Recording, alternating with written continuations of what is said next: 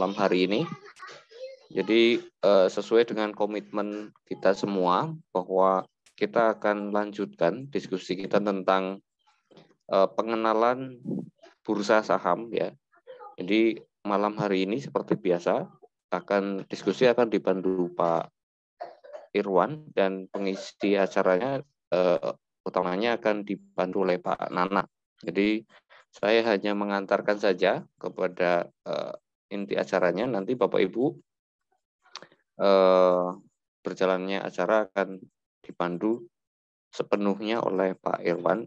Nah, barangkali begini, sebelum kita mulai, saya ingin menitipkan pesan sedikit saja bahwa saya membaca Bapak Ibu ini mungkin ya kenapa grup sepi ataupun bukan hanya grup ya, mungkin di YouTube segala macam juga sepi karena memang banyak ketakutan di saham. Tapi saya pikir justru ketika saat-saat seperti inilah sebaiknya kita belajar. Jadi ketika kita belajar, ketika momentum datang, kita jadi sudah siap. Jadi jangan terbalik. Ketika lagi hype, kita baru belajar. Justru ketika situasi sedang tidak menentu, kita tidak menggunakan waktu sebaik mungkin.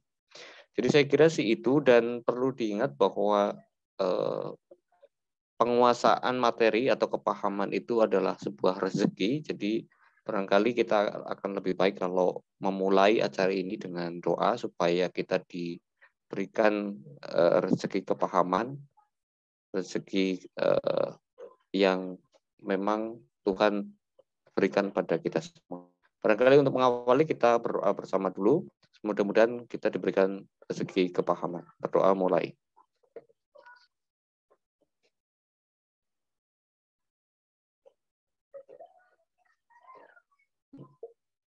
Berdoa selesai. Selanjutnya saya berikan waktu dan kesempatan pada Pak Irwan untuk memandu jalannya diskusi. Saya persilakan Pak Irwan. Ya, terima kasih Pak. Selamat malam ya teman-teman ya. Kita lanjutkan hari ini Zoom ya mengenai pasar modal. Bagian kedua ya. Jadi kan sebelumnya 2 minggu yang lalu kita pernah mengadakan yang bagian pertama. Ini adalah lanjutannya yang dari part keduanya. Untuk yang part pertama nih saya lihat rata-rata yang hadir hari ini juga sudah ikut ya part pertama ya. Jadi mungkin untuk reviewnya kita skip aja. Jadi kita langsung masuk ke yang part keduanya. Peraturannya masih sama. Materi akan disampaikan dulu hingga selesai. Hingga selesai dulu, baru dibuka sesi pertanyaan. Jadi tolong selama materi dibawakan, jangan ada yang buka mic dulu. Kalau emang mau bertanya, dicatat dulu. Nanti pasti berikan kesempatan untuk bertanya, silakan melalui kolom chat ataupun open mic nanti. Ya, itu aja. Silakan Pak Nana kalau mau dimulai. Oke, Assalamualaikum warahmatullahi wabarakatuh. Terima kasih kepada Pak Satimin yang sudah memulai dan memimpin acara malam hari ini. Terima kasih juga kepada Pak Irwan yang sudah sedia untuk menjadi fasilitator dari kelas malam hari ini, dan terima kasih untuk rekan-rekan yang sudah bersedia meluangkan waktunya untuk mendengarkan penjelasan kita malam hari ini ya, Pak Irwan ya. Sekali lagi, mohon maaf jika penjelasan kita dirasa kurang memberikan kejelasan dan sebagainya. Tapi jika misalkan nanti dari pembahasan malam hari ini masih ada yang tidak jelas, adanya grup bisa digunakan untuk diskusi. Silakan Pak Irwan. Oke, kita mulai ya. Oke, yang pertama, analisa pada pasar saham ataupun komoditas ataupun forex dan future market apapun itu jenisnya, ketika dia memiliki permintaan harga, dia bisa didasarkan pada 2 hal ya, analisis teknis dan juga analisa fundamental. Di sini ada penjelasan sederhana tentang apa sih fundamental dan teknikal. Yang pertama, fundamental. Fundamental ini didasari pada kinerja perusahaan.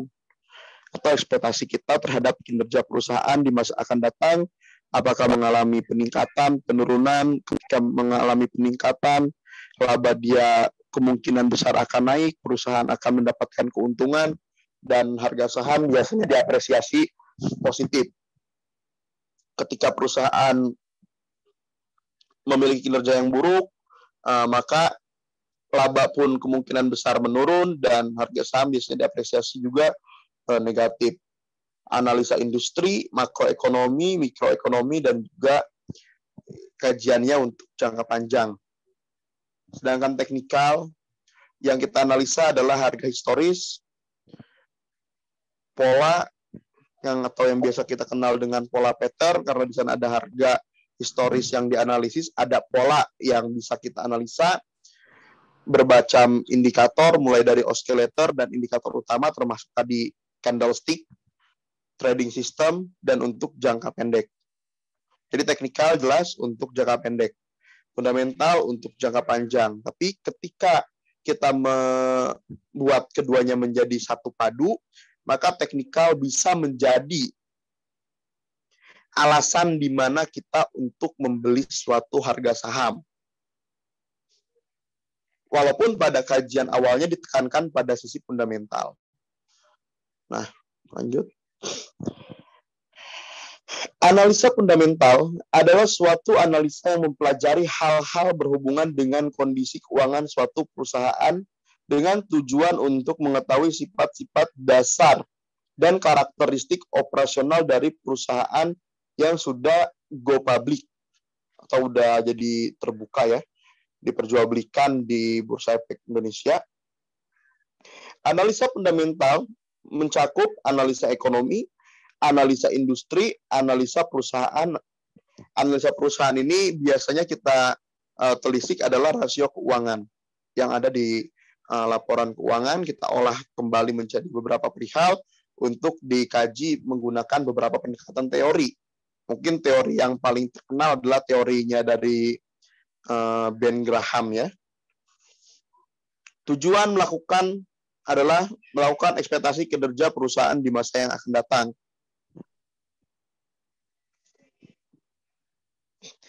Analisa ekonomi adalah suatu analisa yang mempelajari potensi perekonomian suatu negara di masa yang akan datang dengan menggunakan data historis maupun data saat ini. Analisa ekonomi minimal menggunakan variabel sebagai berikut: PDB, produk domestik bruto, agregat barang dan jasa yang telah diproduksi oleh ekonomi nasional dalam suatu periode tertentu.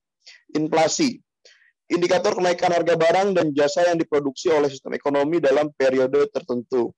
Tingkat suku bunga, indikator biaya modal dalam suatu sistem ekonomi sebagai data pembanding untuk mengukur tingkat keuntungan investasi. Fluktuasi nilai tukar, indikator nilai rupiah dibandingkan dengan mata uang negara lain. Kalau misalkan ada di Amerika ya berarti sebaliknya. Analisa industri adalah analisa yang mempelajari keadaan kompetitif dari suatu sektor industri dalam hubungannya dengan yang lain, serta mengidentifikasi perusahaan-perusahaan yang mempunyai potensi pada suatu sektor industri tertentu. Beberapa indikator penting dalam analisa industri: penjualan, laba, dividen, struktur modal, regulasi, dan juga inovasi. Tujuan untuk menilai prospek industri di masa yang akan datang. Beberapa industri mampu beroperasi cukup baik dalam kondisi resesi, sedangkan yang lain sangat jelek. Untuk itu perlu dikelompokkan berdasarkan growth industry, yaitu industri yang punya laba jauh lebih tinggi dari rata-rata industri. Defensive industry, yaitu industri yang tidak banyak terpengaruh dengan kondisi perekonomian. Cyclical industry, yaitu industri yang sangat peka terhadap perubahan kondisi perekonomian. Sebentar. Berarti jika kita berbicara tentang saham, pasti kita berbicara tentang perusahaan. Nah, di kelompok sektor ini ada 3 hal: growth industry, defensive industry, dan cyclical industry. Dikatakan growth industry, yaitu industri yang punya laba jauh lebih tinggi dari rata-rata industri. Maka biasanya industri tersebut berada di bidang apa kira-kira?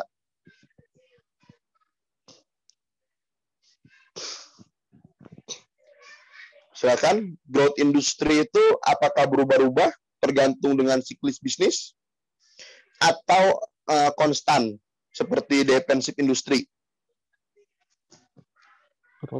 Ya, ini posisi mic-nya ditutup, Pak. Oh, sorry. Cek. Iya, Kedengaran, enggak. Pak? Maksudnya untuk peserta baru nanti setelah materi selesai. Nah, growth industry itu biasanya berganti-ganti, Pak. Tergantung dari dukungan makroekonomi dan juga mikroekonomi ya. Kayak kemarin kan growth industry saat ini kita nggak boleh tutup mata, kemarin sempat digital ya, Pak ya. Iya, bank digital. Teknologi kan. Iya. Nah, sedangkan defensive industry itu ya biasanya memang itu aja, Pak. Yang kita kenal misalnya consumer goods ya. Nah, cyclical industry ini yaitu industri yang sangat peka terhadap perubahan kondisi perekonomian. Biasanya apa? Salah satunya komoditas. Iya. Oke, nah ini nanti kalau misalkan teman-teman mulai paham nih sedikit tentang analisis fundamental, kalian bisa bikin stok Uniper berdasarkan prospek growth industry di tahun 2023. Kira-kira apa aja? Defensive industrinya kira-kira apa saja? Cyclical industrinya kira-kira apa aja? Nah ini nanti cocok untuk yang baru akan memulai transaksi saham di tahun 2023 ya, sehingga mendapatkan stok Unipers yang cukup jelas dari growth industry, mendapatkan keuntungan yang begitu menarik. Ketika koreksi terjadi, defensive industry masih bisa mengcover beberapa kerugian yang terjadi, dan kita masih bisa mendapatkan momentum dari adanya cyclical industry. Oke, next, Pak. Nah, analisa fundamental itu nggak bisa kita lepaskan dari beberapa rasio keuangan perusahaan ya, rasio likuiditas, rasio aktiva, rasio rentabilitas, atau disebut juga probability ratio, solvabilitas, dan juga rasio pasar. Jadi sebetulnya nggak harus kita lulusan sarjana ekonomi untuk memahami beberapa ilmu ini, karena kita hanya disuruh membaca ya, bukan untuk menyusun gitu loh. Yang menyusun silahkan orang-orang akuntan publik dan sebagainya. Yang penting kita bisa baca. Untuk rekan-rekan yang berminat agar bisa baca, silahkan cari di YouTube, banyak lah. Analisa rasio keuangan perusahaan, nah ini sama. Ini cara perhitungannya ya. Cara perhitungannya mungkin itu nanti di next. Nah, beres Pak di fundamental tadi Pak, terakhir. Ya. Ini Oke. Nah ini perhitungan. Rasio pasar menunjukkan informasi sebentar Pak. Oke, silakan. Perusahaan yang diungkapkan dalam bentuk kerja saham, PBP, price dibagi book value per share, per harga dibagi earning per share, laba bersih dibagi jumlah saham beredar. Nah, ini salah rumus-rumusan ini bisa nanti kalian diskusikan atau kita nanti bahas di sesi khusus fundamental ya Pak ya? Iya, betul. Oke. Selanjutnya Pak. Nah, ini analisis teknis. Yang pertama yang biasa kita kenal dan sangat sering kita dengar dari beberapa pihak adalah price discount everything. Apa sih price discount everything itu? Nah, menurut beberapa sumber, price discount everything itu artinya pergerakan harga sudah mencerminkan kinerja perusahaan itu sendiri. Apakah ini benar? Kira-kira benar atau salah? Jawabannya relatif. Ya. Analisis teknis kenapa dikatakan relatif? Karena hanya bisa dijawab oleh latar belakang dari pengalamannya masing-masing. Ada yang mengatakan price discount everything itu sesuatu hal yang nyata di market. Ada juga yang mengatakan price discount everything itu nggak ada. Gitu loh. Tapi kita nggak bisa mengatakan bahwa itu semua nggak ada. Makanya kita hanya bisa mengatakan ini relatif. Dari sudut pandang mereka yang telah mengalami kejadian berdasarkan analisis teknis. Berdasarkan analisa fundamental, harga akan dipengaruhi berita-berita mengenai laporan keuangan, nilai penjualan, ataupun harga komoditas yang dihasilkan oleh perusahaan tersebut. Tetapi berdasarkan analisa teknikal, harga justru akan mendiskon semua berita tersebut. Sehingga kadang-kadang harga bergerak melewati nilai harga teoritis secara fundamental. Bisa naik ataupun turun. Gitu loh. Price fluktuasi in trend, atau biasa kita kenal juga dengan market move in trend. Menurut analisa teknikal, harga saham biasanya akan bergerak mengikuti suatu tren tertentu. Jadi price fluktuasi in trend dan market move in trend itu adalah suatu hal yang sama. History repeat itself, ini yang menjadi salah satu teori mengapa analisis teknis dapat digunakan. Karena analisa fundamental pun sama, membandingkan nilai laporan atau berbagai informasi yang pernah rilis di masa lalu untuk dijadikan kajian di masa yang akan datang.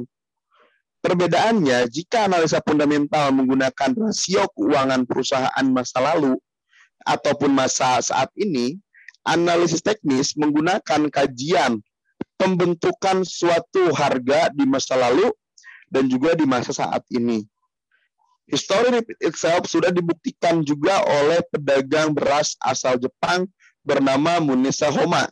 Dia menggunakan bentuk-bentuk unik yang kita kenal saat ini, candlestick chart pattern, dan menghasilkan profit yang cukup besar di zamannya.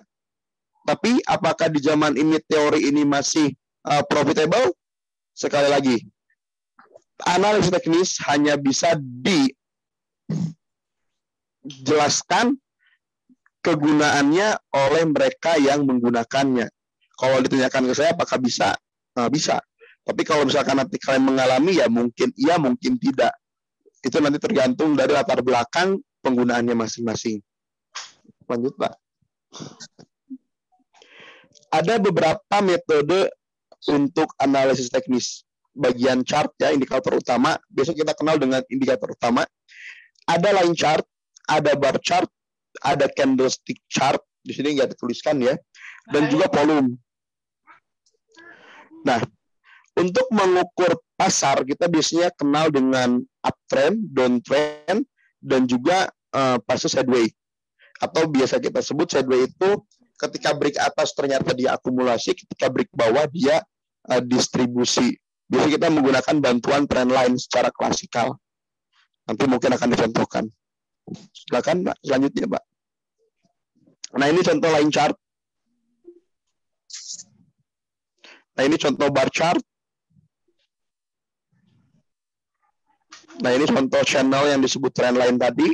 Yang kebetulan yang menjadi overlay chartnya adalah candlestick chart, ya.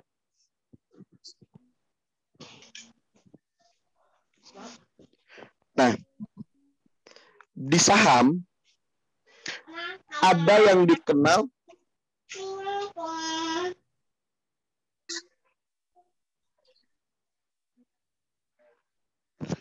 di saham ada yang dikenal dengan namanya resisten dan juga support. Resisten dan support apa? Support adalah batasan suatu harga di mana analisa teknikal mempercayai bahwa di level harga tersebut permintaan akan saham akan dibeli. Biasanya pemilihan support dilakukan dengan menarik garis horizontal pada titik harga saham terendah, lalu harga kembali naik.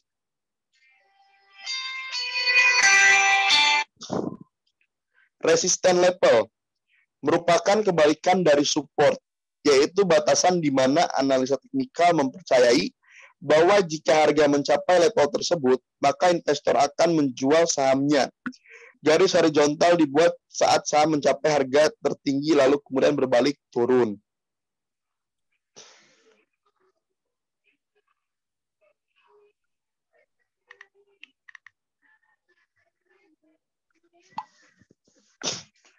Nah, ini support dan resisten. Nah, ini unik. Jadi kalau misalkan teman-teman sering lihat support dan resisten itu tabrak-tabrakan body, ya, body candlestick dan sebagainya, sebetulnya untuk awalnya support dan resisten itu dibuat di area signifikan high dan juga signifikan low. Seperti itu. Jadi dia dibuat di titik harga tertinggi dan harga terendah. Perbedaannya dengan supply and demand, jika supply and demand itu membahas tentang area harga di area high dan juga di area low, jika support dan resisten itu membahas suatu titik harga. Nah, ini seperti ini penampakan support dan resisten. Oke, lanjut Pak. Nah, overbought dan oversold ini dikenal setelah indikator teknis banyak dijumpai. Setelah analisis teknis mulai terkomputasi, mulai ada yang namanya MACD, terus ada Stochastic, ada RSI dan sebagainya, dan dikenal namanya ada overbought dan juga oversold. Sama-sama bisa menjadi suatu kajian support and resistance secara dinamis. Overbought adalah kondisi ketika harga dinilai terlalu tinggi dan sebaiknya investor yang telah memiliki saham di bawah harga ini dapat merealisasikan keuntungannya. Oversold merupakan kebalikan dari overbought, yaitu kondisi ketika harga analisa secara teknikal cukup murah. Biasanya kondisi ini dilihat berdasarkan indikator teknikal. Silakan, Pak. Nah, di sini ada pattern. Ini contoh ya. Pattern banyak, ini cuma contoh saja. Analisa teknikal tidak mempercayai harga bergerak secara acak, namun bergerak dengan pola atau dengan kita kenal dengan pattern. Biasanya analisa teknikal membagi kelompok pola sebagai berikut. Ada pola reversal dan juga continuation. Reversal adalah pola pembalikan, continuation itu biasanya penerusan. Ini contoh ada namanya head and shoulder dan juga inverted head shoulder. Double top dan juga double bottom. Untuk continuation-nya ada triangle, ada ascending dan juga descending, flag dan juga wedge. Nah, ini contoh dari head and shoulder. Ya. Ini contoh dari pola double top. Ini contoh dari pola double bottom.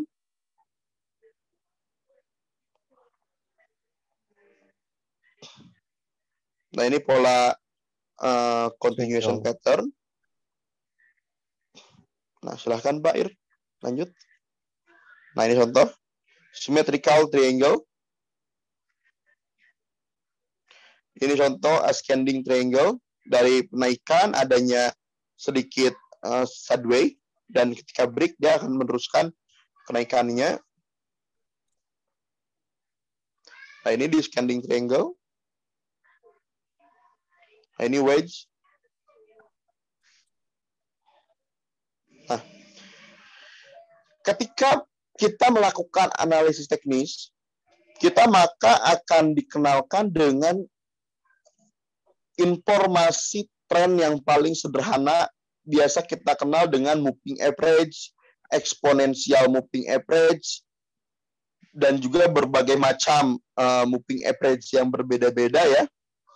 Ada smooth moving average, ada moving average saja, SMA, MA, WMA, banyak, tapi saya nggak bakal bahas beberapa itu sekaligus. Kita bahas dulu moving average. Merupakan garis yang dibuat menghubungkan harga rata-rata harian. Teknikal analisa bisa menggunakan garis ini sebagai indikator. Biasanya teknikal analisis mengkombinasikan beberapa moving average di mana signal jual atau beli terlihat dari perpotongan garis. Nah, biasanya mereka yang menggunakan moving average untuk menilai suatu tren berdasarkan periode hari yang ditentukan.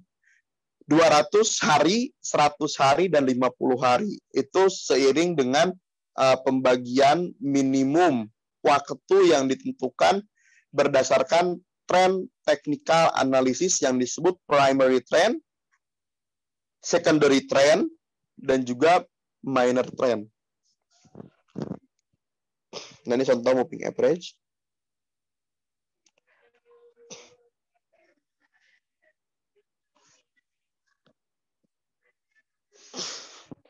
Oke, nanti saya jawab setelah selesai ya. Lanjut, Pak. Ini stochastic. Oke. Stochastic oscillator Untuk sebagian besar pelaku pasar meyakini bahwa pola trading jangka pendek bisa dilakukan dengan melihat gejala kenaikan maupun penurunan yang terjadi pada indikator stokastik. Velocity yang lebih cepat dibanding sebagian indikator oscillator menyebabkan indikator ini memiliki signal yang lebih cepat, namun demikian, false signal yang lebih banyak juga tak bisa dihindarkan. Nah, ini contoh stokastik di bawah, ketika K% dan D%-nya itu bersilangan, itu biasanya di area oversold, bisa menjadi catatan untuk membeli, dan ketika terjadi di area overbought, persilangan K% dan D% itu bisa menjadi kajian untuk menjual.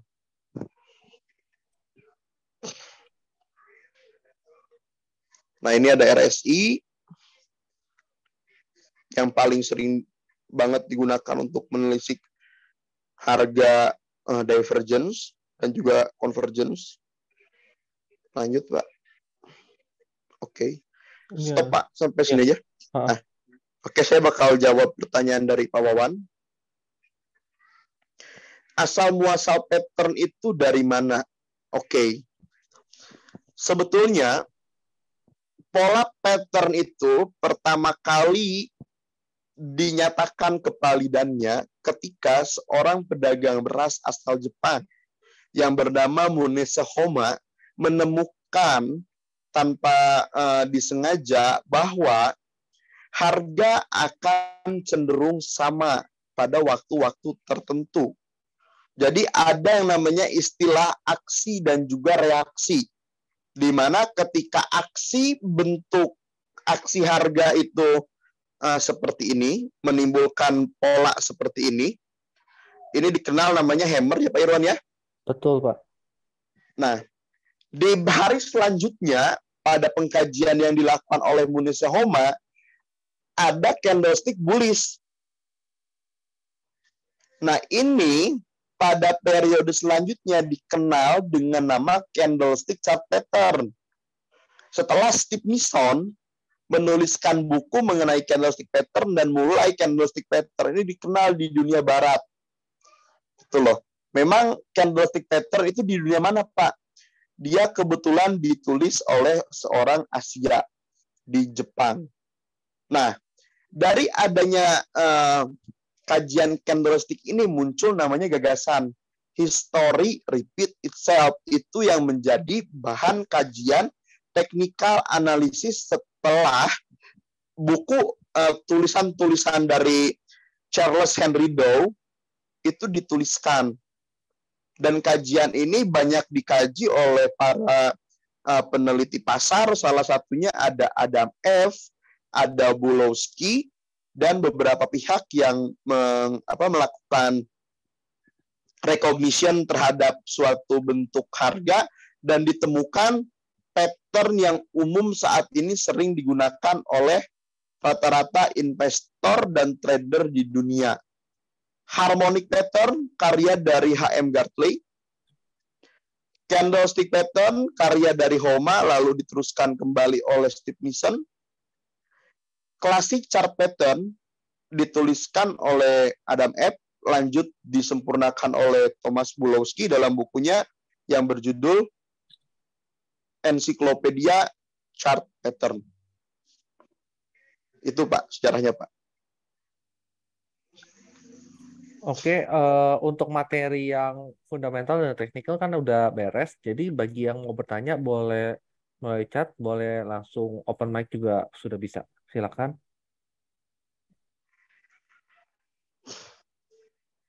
Untuk studi kasusnya tadi kita contohkan lewat gambar ya Pak ya? Iya. Pola inverted head shoulder. Iya. Ini atau ada mungkin yang bertanya Pak melalui PM kalau candlestick pattern yang paling signifikan, misalnya yang paling memberikan profit katanya. Oke.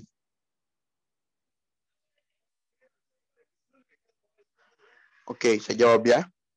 Pada dasarnya, chart pattern itu sebetulnya harus kita buktikan di market secara khusus, Pak. Tapi ada beberapa memang pattern yang menggambarkan suatu kekacauan psikologis. Contoh, ada pola namanya hammer, dia menyatakan adanya greedy atau juga adanya fear. Tergantung di mana kedua candlestick itu terbentuk. Apakah berada di area oversold dan apakah berada di area overbought. Oke. Yang kedua ada namanya baru boju. Baru boju ini dinyatakan sama greed dan juga fear. Dan tergantung keberadaannya di mana. Ada di oversold atau juga overbought. Nah, sisanya ini masih perlu pengkajian di setiap emiten yang ingin kalian transaksikan. Apakah secara behavior itu berlaku atau tidak. Jadi Tapi kita punya data kemarin di saham Indonesia itu ada berapa Pak Irwan? Saya lupa. Ada cuman 6 atau 7 pattern ya yang relevan. Yang lebih relevan. Tapi intinya berarti jawabannya adalah sebenarnya candlestick pattern itu untuk tiap emiten beda-beda ya efektivitasnya ya. Betul. Nah ini bagus nih, pattern itu sebagai penanda ya Pak, apa bisa gagal. Apakah history repeat itself itu bisa gagal? Sekarang gini deh, kita jangan bahas lewat market yang agak susah, tapi kita coba analogikan dengan yang paling mudah. History repeat itself dinyatakan bahwa Gunung Merapi sudah pernah meletus berapa kali, Pak? Gunung Merapi. Tapi berapa kali ya? Yang beritanya aja yang heboh-heboh takyat ini. Aduh. Tapi kejadian yang hebat meletusnya Gunung Merapi itu tidak selalu, kan? Sejarahnya dia pernah meletus hebat, tapi ketika ada gejala yang sama, belum tentu dia akan meletus secara hebat juga. Betul, betul. Gitu loh. Nah, di sini, apakah sejarah itu bisa gagal? Apakah pertanyaannya sejarah itu bisa gagal? Sejarah itu kita pelajari untuk kedepannya kita mendapatkan suatu tanda dari adanya kejadian. Kita bisa melakukan dari kejadian ini, kita bisa apa ya? Kita warning lah. Kita bisa warning apakah nanti kejadian itu terjadi atau tidak. Itu bisa terjadi, bisa tidak. Gitu loh. Betul. Tapi kalau terjadi kan kita udah warning. Kalau tidak terjadi kita nggak ada salahnya juga gitu kan. Ibaratnya kita nggak ada salahnya melakukan reaksi terhadap sesuatu yang belum terjadi. Tapi kita sudah temukan gejalanya. Gitu loh. Jadi pattern itu adalah tanda bagi mereka yang ada di pasar modal untuk melakukan beberapa strategi investasi gitu loh. Jadi tanda-tanda aja. Kayak misalkan, besok bakalan terang bulan nih. Kita nggak bakalan ke laut deh, kalau nelayan ya. Kenapa? Caang bulan, ombak lebih besar, dan konon ikan bisa lihat jaring ketika dilempar katanya kan. Sehingga kalau misalkan kalian cek, silahkan di bagian pesisir, kalau bulan purnama, itu nelayan jarang yang ke laut. Gitu loh. Itu kan bisa dihitung secara ilmu pasti, Pak, masalahnya. Kalau bulan purnama itu kan bisa dihitung secara pasti ya. Iya, kapannya. Tapi kalau misalkan hanya gejala alam, contoh sore-sore tiba-tiba hujan deras, nelayan nggak bakal ke laut. Malam-malam ternyata nggak ada hujan, nggak ada angin, santai. Jadi pertanyaan dari Pak Wawan itu, Pak Wawan, ya. Pattern sebagai penanda ya Pak. Ya betul. Apakah dia bisa naik ketika di oversold? Ya kita bermain dengan rata-rata kejadian di saham tersebut. Saya nggak bisa bilang juga belum tentu naik. Nggak juga. Makanya saya bilang analis teknik ini tergantung dari pengalamannya masing-masing. Gitu loh. Berarti hammer di oversold belum tentu naik. Ya pertanyaannya, coba kita cek Pak Irwan. Ya boleh. Mau di emiten apa, silakan apa aja. Oh, emiten, saya siapin cat dulu ya. Kan ini harus dibuktikan kan gitu. Tuku Pak, tuku. Sebentar. Saya share dulu. Kita pakai RSI aja Pak. Kita cari di area oversold dan ada hammer. Apakah naik atau tidak selanjutnya. Oke, saya share screen. Mau pakai emiten apa? Tugu. Bebas, Pak. Apa aja, Pak? Boleh. Terus mau pakai RSI? RSI. Oke, sudah. Coba cari di area oversold, yang berarti di RSI 30. Hammer, Ya. Pak. Ini belum. Ini nih, Itu hammer, Pak. hammer. Kebetulan nih.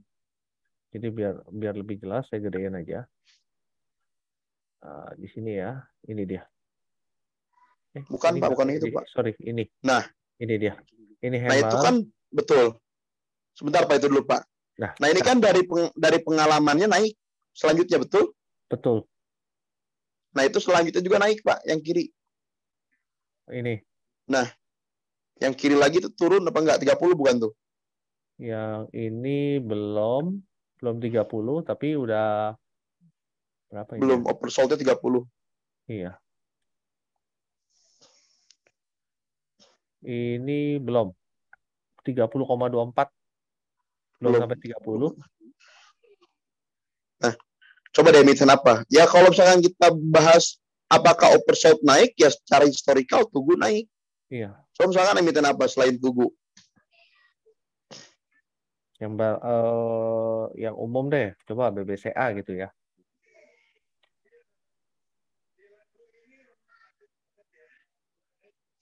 BBCA tuh jarang oversold, Pak. Iya.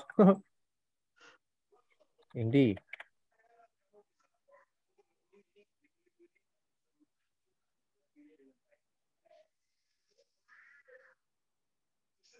Ini gue jarang.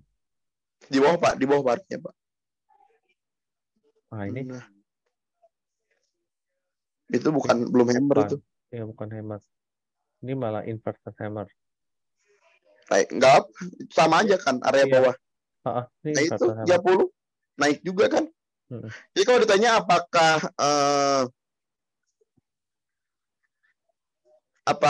berarti hammer di area oversold belum tentu naik? Ya tergantung dari pengkajian kita dan pengalaman kita. Secara teoritis biasanya efektif tuh.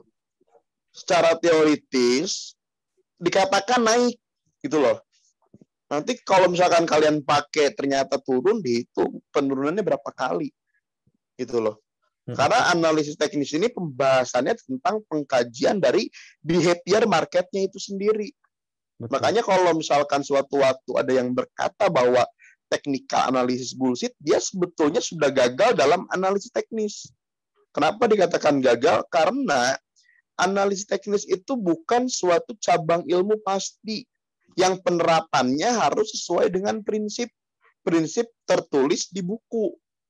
Kita sebagai user harus mampu melakukan analisis lebih jauh tentang metode yang kita gunakan di emiten tersebut, apakah upaya analisis history itself-nya ini cocok gitu loh.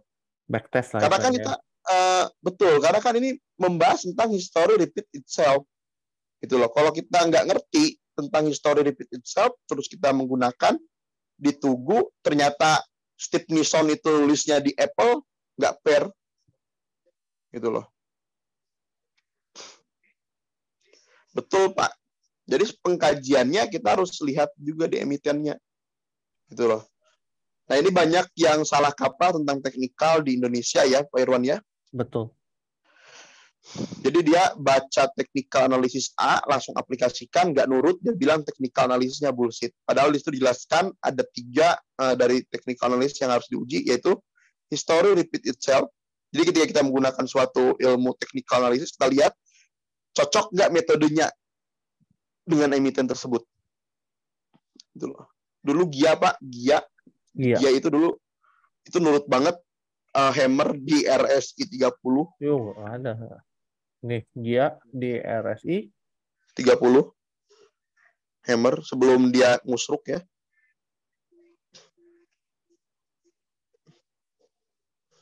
Di atas ini. Yang mau naik ke atas. Ini? Oh, tapi enggak itu ya. Buku manajemen investasi itu nggak ada PDF-nya, Pak. Silakan beli di Gramedia atau beli di online shop. Iya, udah coba cari ya. Ini nih. Kecil nih hammer. naik nih, Pak.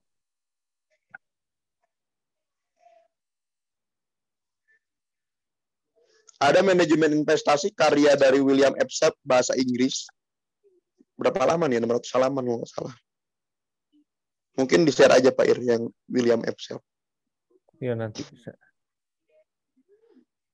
Cuma itu bahasa Inggris, Pak. Nggak apa-apa ya. Nggak apa-apa mungkin. Ini Gia ada satu, Pak. Hammer kecil. Naik. Banyak kok Gia. Gia dulu kita pakai trading di Step Hammer.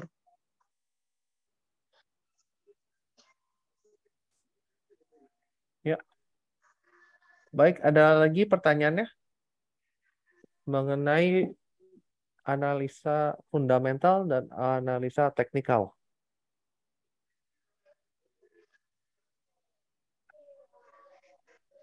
Itu kan market momentum ya Pak ya. Iya, Banyak kan yang bilang kalau misalkan trading semudah itu, ada yang bilang PM saya Pak kalau trading semudah membeli hammer, banyak dong yang kaya. Pertanyaan gini, sederhana gitu loh. Emang setiap hari ada hammer di market iya. yang ada oversold? Coba Gia, terakhir tuh dari 10 September 2018. Terus kejadiannya kapan lagi tuh?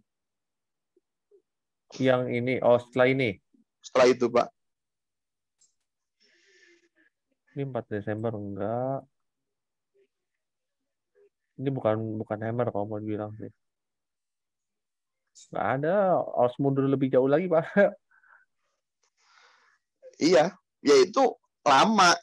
Bisa diakali dengan adanya screener. Betul. Gitu loh. Kita bikin screener untuk 700 emiten, tapi itu juga bukan jalan keluarnya. Kenapa? Karena ketika nanti screenernya keluar emiten, kita jadi bingung lagi mau beli yang mana. Gitu loh. Karena Jadi keluarnya intinya, lebih dari satu. di pasar saham itu, selain kita diwajibkan punya modal, kita pun diwajibkan namanya punya disiplin. Gitu loh. Mampu menunggu.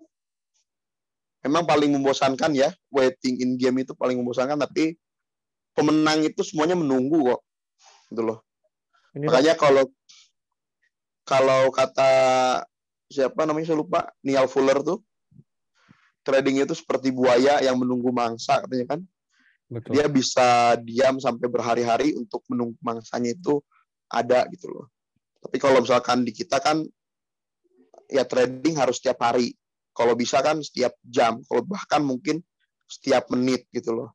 Akhirnya frekuensi transaksinya besar, portofolionya nggak jalan kemana-mana gitu loh. Susah juga gitu. 15 Nah, ini Juni. pertanyaannya lucu nih, bagus juga nih. Bandar. Pak, bandar itu juga harus pakai TA nggak? Kan modalnya gede itu. Nah, pertanyaannya saya sekarang gini deh. Ada fund manager di dunia namanya BlackRock, Pak. Iya. Betul? Betul. Ada namanya fund manager di dunia namanya Quantum Soros Fund Management. Punya George Soros. Tapi semuanya cemen. Nggak sehebat fund manajernya Jim Simon tuh. Tahu Jim Simon nggak? Iya. Warren Buffett kalah tuh. Semua kalah sama si Jim Simon tuh. Tahu nggak? Jim Simon pertama kali bikin quantitative trading, dia bisa mengkuantitatifkan teorinya H.M. Gartley, Pak. Oh, Gitu loh.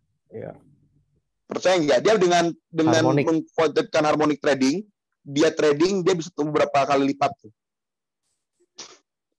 Gitu loh. Jadi kalau misalkan ada yang mengultimatum bahwa bandar itu bebas, ya nggak akan ada kasus Jiwasraya.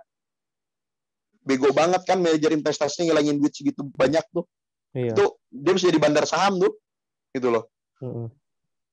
Si Mr. X juga nggak bakalan berakhir dibui dan dihukum mati tuh. Kalau misalkan bandar saham itu hebat. Sampai dia nyari penjual tuh, dia pengen jual sahamnya, dia harus manipulasi manajer investasi beli saham dia tuh. Jadi nggak ada di market yang bisa hebat. Semua sama porsinya. Ketika masuk market, perbedaannya adalah signifikan daripada pihak tersebut. Ada yang membeli dan efek dari pembeliannya tidak menyebabkan harga naik. Ada yang membeli dan efeknya menyebabkan harga naik begitu tinggi gitu loh. Tapi kalau ditanya bandar tidak menggunakan TA, ya wajar. Berarti Indonesia ada kasus Jiwasraya kan, sampai belasan triliun karena mungkin bandarnya bego semua, gitu loh. Karena dia nggak mampu juga kan, dia naikin harga berarti nggak mampu mendistribusikan barangnya. Makanya dia sampai akhirnya nelepon sana sini, woi bro, punya duit nggak lu? Beli dong saham gua, nanti gua naikin nih nyampe 2.000. Beli ya saham gua di harga 2.000. Yang nyangkut siapa? Manajer investasinya, gitu loh. Ya kalau nggak bego nggak bakal dihukum mati, Pak. Siapa yang mau dihukum mati? Bapak mau dapat duit ratusan triliun tapi setelahnya dihukum mati? Nggak ada bandar yang pinter, Pak. Semua porsinya sama. Dia bisa menaikkan barang, belum tentu juga dia bisa mendistribusikan barangnya. Gitu loh. Jadi kalau ditanya, apakah bandar mengikut teknikal? Enggak. Tapi akhirnya gerak-gerik dia menciptakan flow terhadap market, dan market akan membentuk dengan sendirinya pola-pola yang dia tinggalkan. Yang win akhirnya siapa? Ya tadi BlackRock, Jim Simon, SCMA, Pak. Cek, Pak. Boleh. BlackRock masuk SCMA udah berapa juta lot tuh? Enggak, di berita aja, Pak. BlackRock masuk SCMA.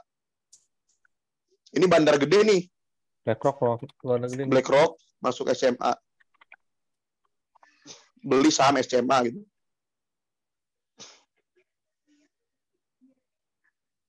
Tuh, BlackRock mulai aksinya jelang Piala Dunia 2022 tuh. Iya. Tahu nggak BlackRock siapa, Pak? Hampir perusahaan satu dunia punya dia. Gitu loh. Ya, mau dibandingin sama bandar siapa? Sama bandar kampungan. Nah, biar tahu BlackRock.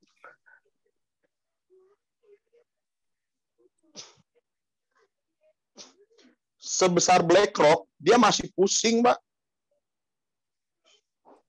Dia masih pusing, masih mempekerjakan ahli-ahli fundamental. Tapi BlackRock punya apa? Infrastrukturnya bagus banget, Pak. Wah, ada pilihannya macam-macam. Iya, bagus dia, Pak. Sekarang dia SCMA apa yang dia beli, Pak? Boleh. Kan dia masuk di SMA. Ini, Pak, SMA. Mana chartnya, Pak? Coba kira-kira dia beli secara teknikal nggak? Apakah kita masih bisa beli secara teknikal dan dapat untung dari sana? Ya, kalau ikutin overbought ini ya udah dapat nih. Beli di sini. Gitu loh. Beli di sini, kena sini, cut loss sedikit, masuk lagi di sini, naik. Kalau cuma lihat RSI doang nih. Lama bisa 198, Pak. Ya iya, ini kan pertanyaannya tadi apakah bandar menggunakan teknikal. Saya nggak ngomongin bandar lokal lah, nggak ngerti juga bandar lokal di mana pikirannya. Saya ngomong arahnya luas lah, BlackRock lah gitu. Yang satu dunia tuh punya dia tuh. Itu jadi kalau misalnya ada besok keluar bandar nggak pakai teknikal, cara dia mendistribusikan barangnya nggak ada cara lain berarti selain dia telepon, bro, ke asuransi beli saham gua di harga 2.000, gitu kan? 20 tahun kemudian di penjara. Cara terbaik mendistribusikan saham adalah membuat adanya keyakinan retail. Retail mampu membeli saham tersebut, siapapun, likuiditas provider manapun mampu memberi saham tersebut karena beberapa keputusan investasi tadi, teknikal ataupun fundamental, sehingga bandar-bandar yang pinter akan membangun narasi berdasarkan dua kriteria tersebut. Gitu loh. Makanya disebutkan secara teknikal ada namanya market discount everything. Ketika tren membentuk higher high dengan higher low, harga sahamnya berangsur naik. Menurut Dow itu adalah ekspektasi di mana para pelaku pasar utama membeli. Awal para pelaku pasar utama membeli. Silakan dibaca buku Technical Analysis Explained daripada Jeffrey. Silakan dibaca tuh. Nah, ketika terjadi kenaikan terus kenaikan, dia berusaha mendistribusikan barangnya kepada siapa? Kepada pelaku pasar lain yang baru mendapatkan signal pembelian untuk membeli. Makanya tren itu biasanya seperti ini. Naik, sideways, naik. Sampai ada pihak yang paling terakhir dan membeli, itu yang nyangkut, yang jadi korban. Itu siklus pasar. Tapi kalau misalkan dikatakan bandar itu bebas, dia tinggal naikin harga saham dari 50 ke 2.000, di 2.000 siapa yang mau beli? Nggak ada kan? Contoh yang nggak ada beli itu Bayan, Pak. Bian. Iya, Bian. Naik terus harganya, akhirnya nggak ada yang beli. Susah ini. Tuh. Bian. Nah, akhirnya karena nggak ada yang beli sahamnya di atas, telepon manajer investasi. Nih saya udah bikin saham Bian jadi 72.000 nih. Nah, saya telepon Pak Irwan, dan asuransi ada berapa Pak? Udah sih beli saham saya aja di 72.000. Dibelilah Pak Irwan saham saya di 72.000. Ternyata nggak ada yang beli. 20 tahun kemudian, polis beberapa pihak nggak mampu dibayar. Penjara semua tuh akhirnya tuh. Itu namanya tinggal menunggu waktu. Seperti itu.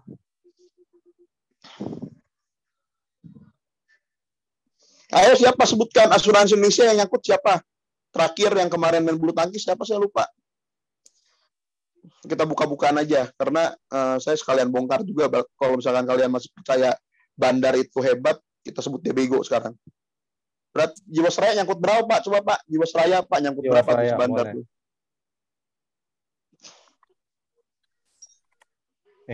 Sorry.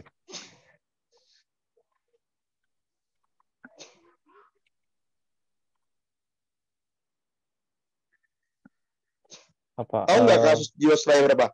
Beli saham dan nyangkut gitu. Tuh, 13 korporasi dawa rugikan negara. Bandar pintar ini, sebut bandar pintar. Tuh, Pak Tari dituntut hukuman mati itu. Iya, bencok. Tahun 1995 dia orang hebat lah. Berakhir dihukum mati masih hebat. Masih dinyatakan bandar itu hebat. Bandar yang hebat itu bandar yang senyap. Dia beli suatu saham kayak MDKA, tahu-tahu harganya di atas, tapi dia bisa mendistribusikan secara pelan-pelan. Itulah big player yang it's okay gitu. Yang fair terhadap market. Ya kalau dia beli sendiri, dia naikkan sendiri, di atas dia nggak bisa jualan, ya apain?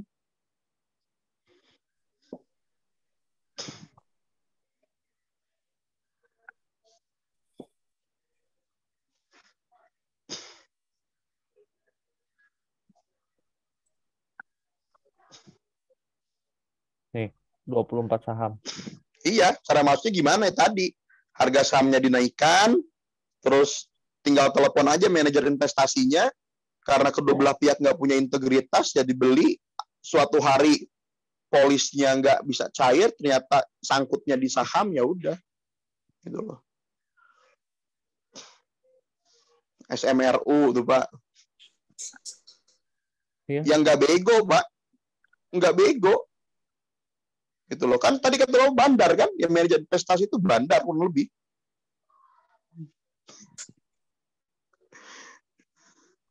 Nggak bego. Kalau bego nggak mungkin dititipin duitnya ya. Kalau bego nggak mungkin dititipin duit.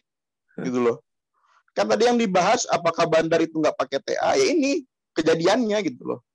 Ada nggak kasus BlackRock kayak gini? Nggak ada, paling BlackRock kena kasus manipulasi harga aja tuh. Iya.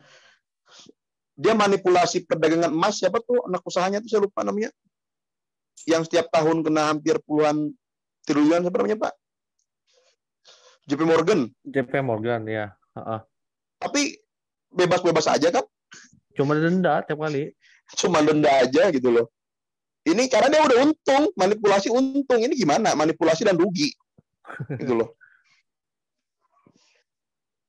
Coba LT Pak. LT sekarang berapa harga sahamnya Pak? Apa? LP. LT. Layaran LT ya? Pak. LT Pak. LT. LT. L. Y. No. Itu saham coba lihat Pak, yang Pak dia naiknya kapan tuh? Yang kemungkinan sih enggak Pak, masih jauh dia masuk 2000 berapa tuh. Nah. Nih. Itu 2017.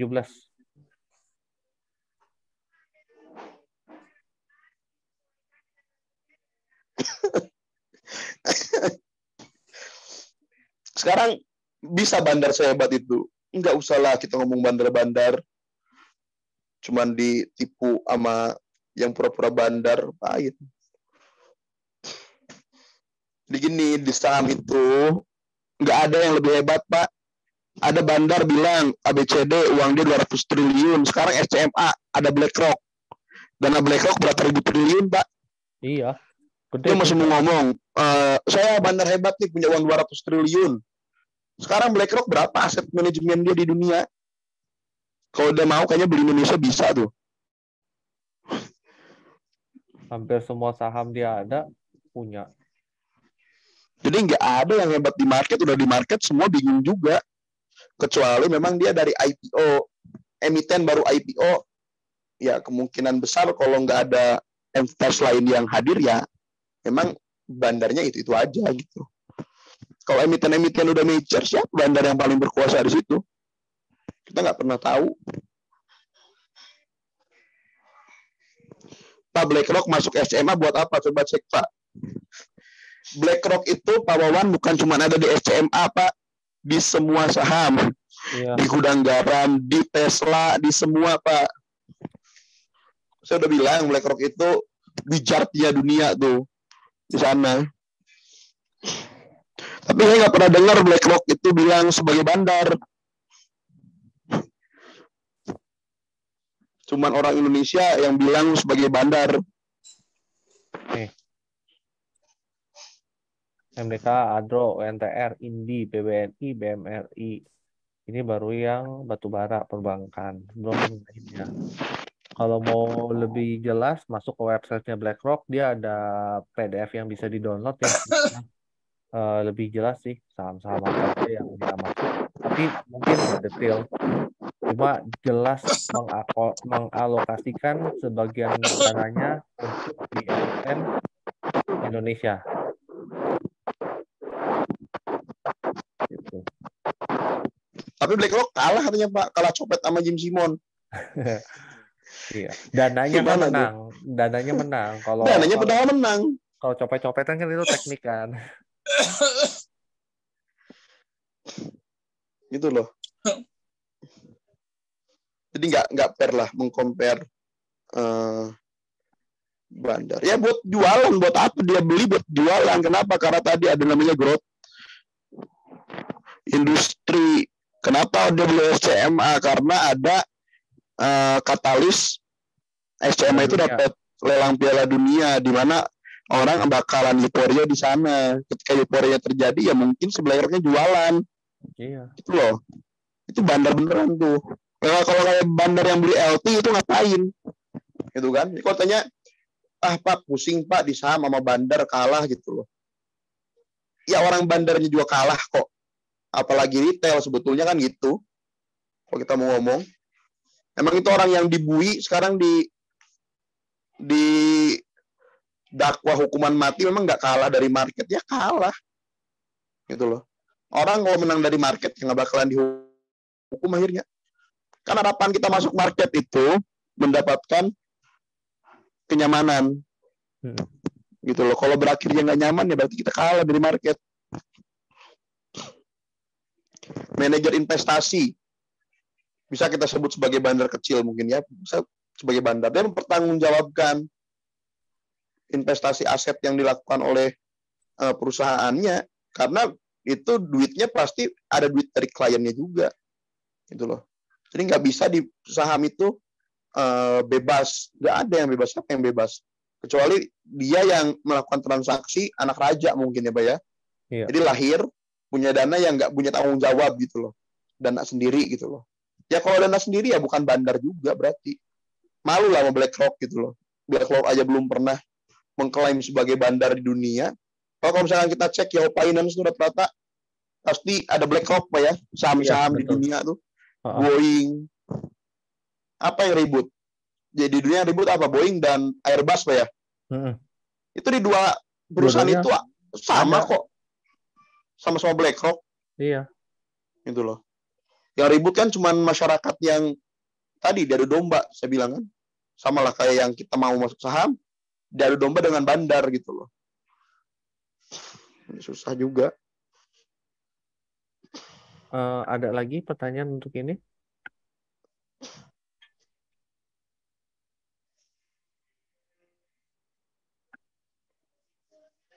Oke. Ini Pak Nana ada perusahaan menerbitkan saham waran.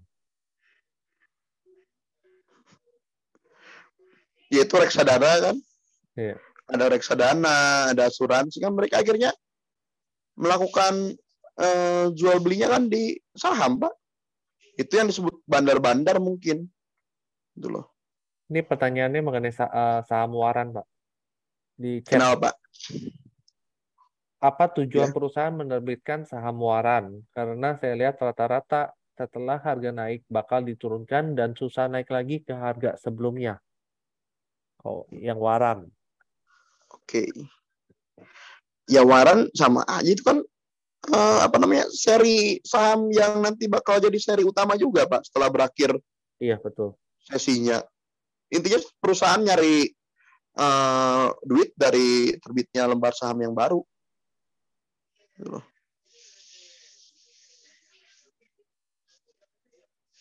Jadi waran itu option aja.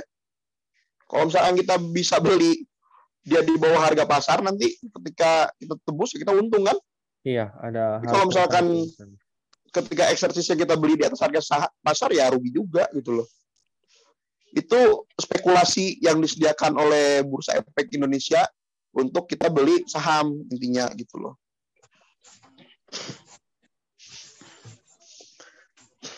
Memang ada yang dapat untung banyak gitu loh. Cuman ya kalau misalkan investor baru, udah jangan pusing, beli saham yang high dividen.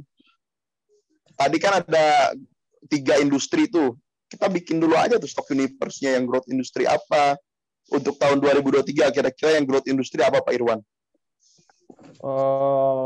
Itu listrik, baterai. Ya sesuai dengan isunya aja tuh. Isu apa yang bakalan 2023 booming. Ini aja tebak nih. Dan nanti dari isu tadi industri saham apa aja tuh yang ada di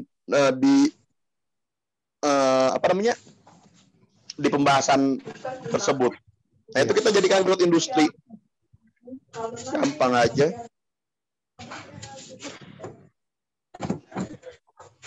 Oke, Pak. Lanjut, Pak. Iya. Ke itu ya. Lanjutan istilah-istilah aja sih. Oke, sebentar. Saya share.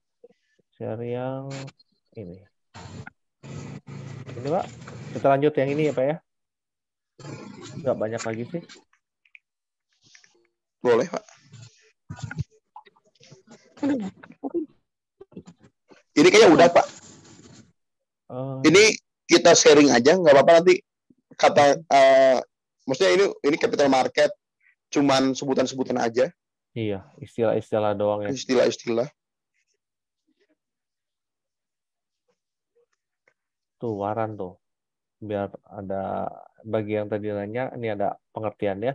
Iya, ini efek yang diberikan oleh perusahaan yang berhak pada yang efek untuk pemesan saham dari perusahaan tersebut pada harga tertentu untuk jangka waktu 6 bulan. Ya, delisting, harga teoritis. Nanti di-sharing aja nih, Pak. Iya, ini mending di-sharing aja ya. Karena kalau dibaca juga lumayan jauh. Iya, itu delisting belum, Pak. Belum, tadi masih bisa dibuka. Belum, Pak. Mana mungkin negara delisting? Iya. Diselamatkan kan lahir juga. Pasti diselamatkan. Iya.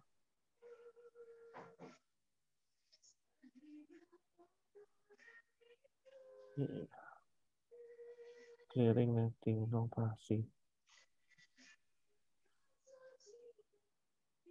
Ya, selesai, Pak.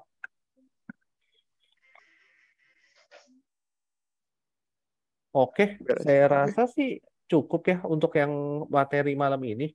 Jadi ini ada materi ya pengenalan pasar modal atau saham bagian 1 dan yang bagian 2 juga udah selesai. Untuk pengetahuan dasarnya udah selesai, Pak ya. Berarti nanti kita selanjutnya akan lebih maju, mungkin lebih ke teknikal ya. Iya, itu aja sih Pak yang saya mau tekankan. Maksudnya gini, kita percaya pada adanya bandar saham, tapi gini, kalau memang bandar saham itu yang paling baik di dunia, dalam artian dia paling paling bisa untung gitu ya. Ya mungkin kenapa nggak si BlackRock beli aja semua saham SCMA tuh sampai naik harganya ke 60.000 kan gampang. Saham di US itu paling murah berapa ya? Port berapa dolar? Coba lihat port, Pak. Saham Dulu apa, saya Pak? masih option Ford ya, mobil. Ford mobil.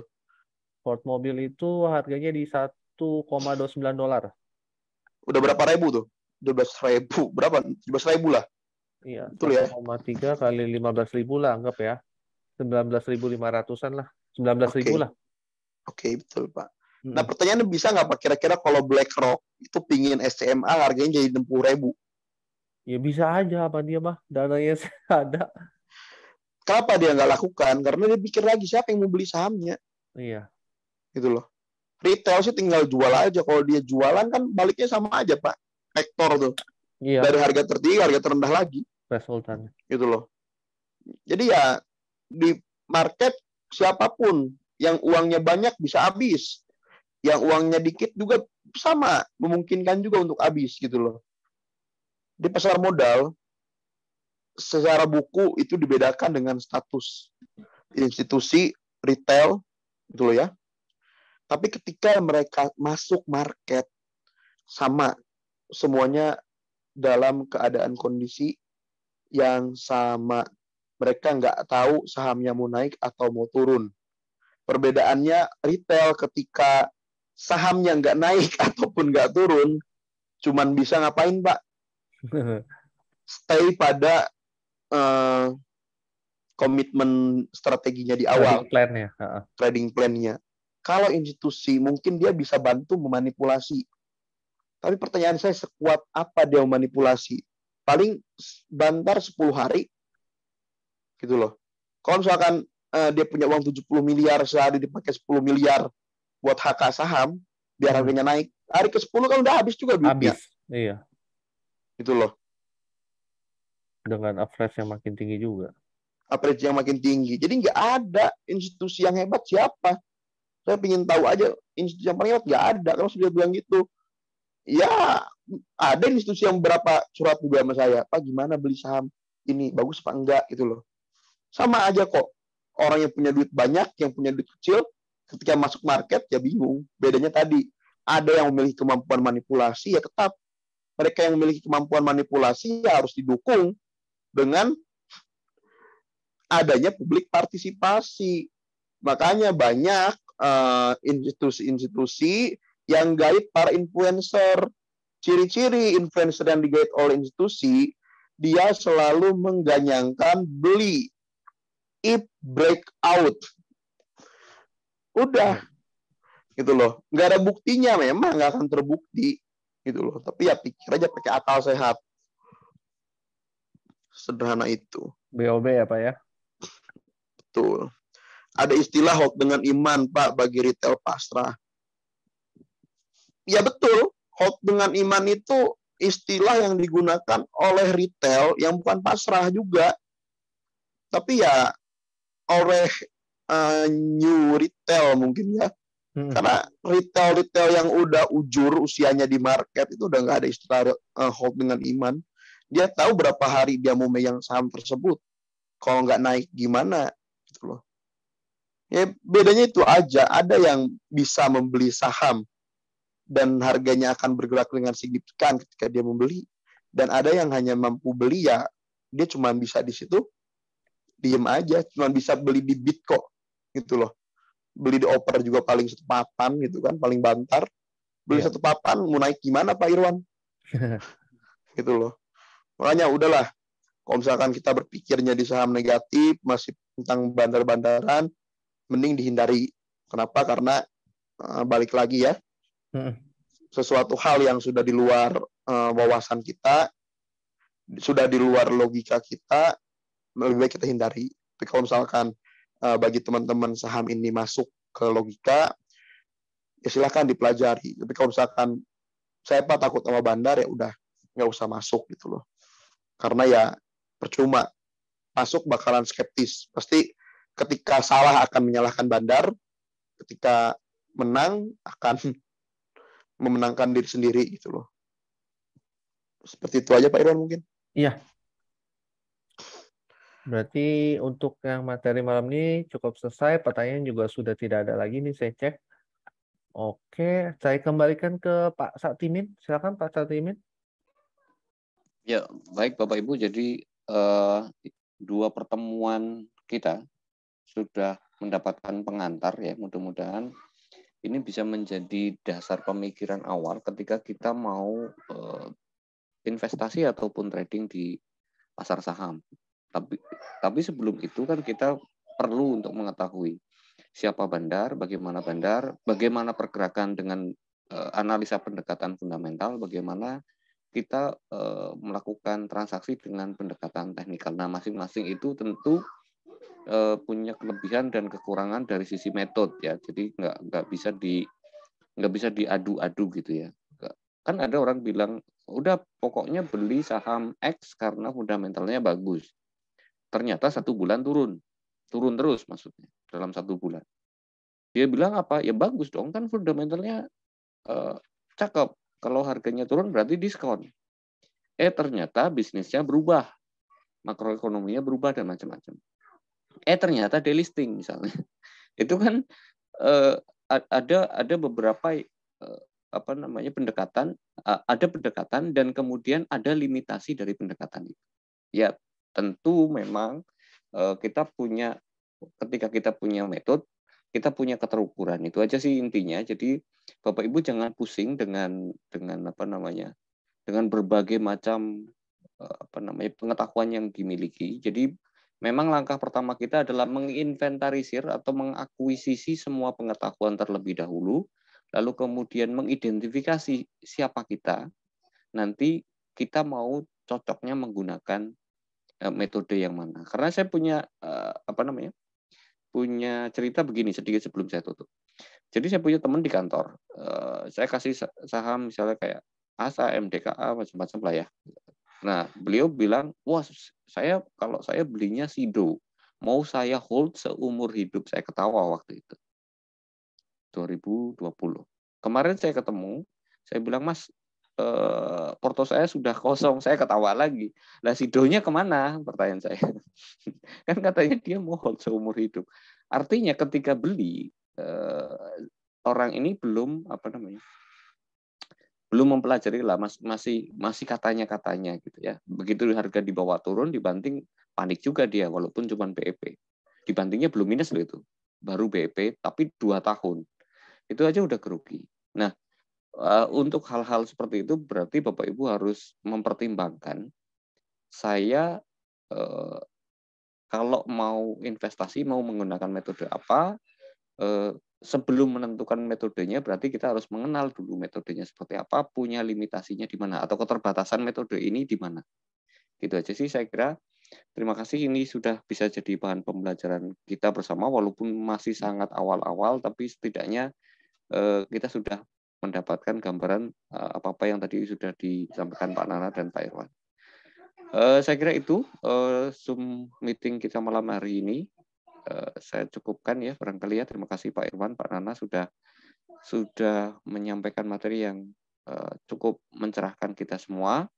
Kita akan ketemu di lain waktu di sesi bahasan yang tentu kita akan akuisisi pelan-pelan. Terima kasih, saya tutup. Assalamualaikum warahmatullahi wabarakatuh. Selamat malam.